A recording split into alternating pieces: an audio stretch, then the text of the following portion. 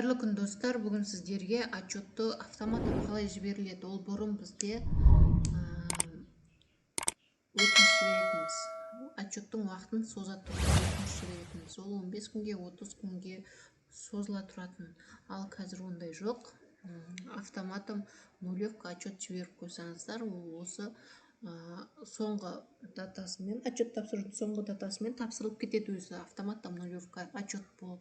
Кейін доходтарыңыз болса, допқа тапсыра бересіздер. Отчетный периодта соңғы күні сайт істемей алады, как всегда. Ол үшін осылай кіріп аласыздар кабинетке. Сосын настройкасына представляемые ФНО деген таңдап аламыз. Бұл енді қазір біз добавить етеміз. 9-шы форманы автоматтом нулевкамен кете берсін деп. Кейін доходпен көрсетіп аламыз допкамен. Өйткені мына қазір тапсырылмай тұр. Добавить етеміз. Қай категория бойынша тапсырасыздар? Режим бойынша.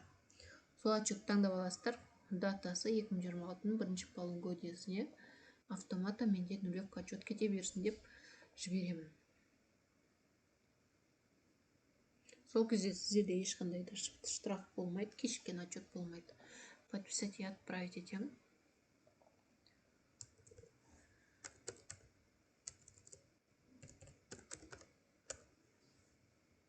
Подписать и отправить. Осылайша аттай подписать етесіздер. На кабинет тоже айналып тұр. Жай жұмыс жасап тұр, өйткені кіріп көріп жатқан, отчет тапсырам деп жатқан адамдар көп. Соңғы күн, сол үшін кабинет қатты қалып тұр. Көтермей жатыр онша адамды.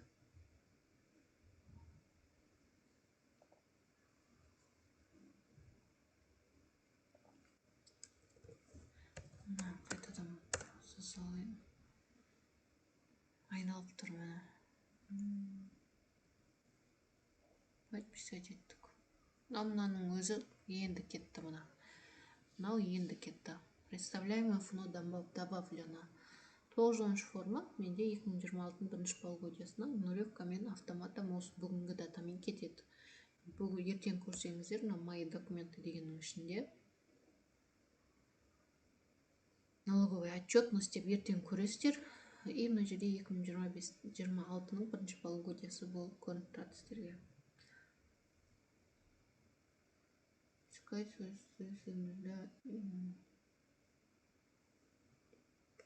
Не должен сохранить представляемый период. Екінші жібергенім уже не сохранить болды, сохранение уже жасалмайды деп тұр. Оған уже бар деп тұр. Оған уже тапсырып қойғасыз деп. Болды, осылай сіздерде беріп қоясыздар. Оны қайдан көресіздер сосын?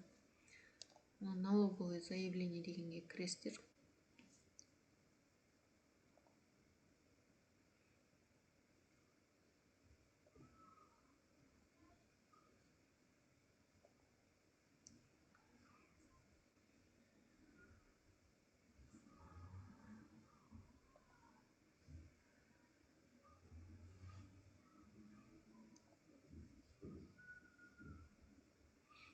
Оны қайдан көресіздер? Мына қайтадан представляемые ФНО дегенге кіресіздер да.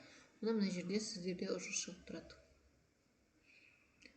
Тур осылай тағы үлгермей жатқан отчеттарыңыз 220-200 форматты үлгермей жатқан кезде тур осылай добавить 200, добавить 220 деп басқа отчеттарды да осылай автоматтом нөлмен кететін етіп істеп қойсаңыздар болады. Болды, осылай жасай бересіздер.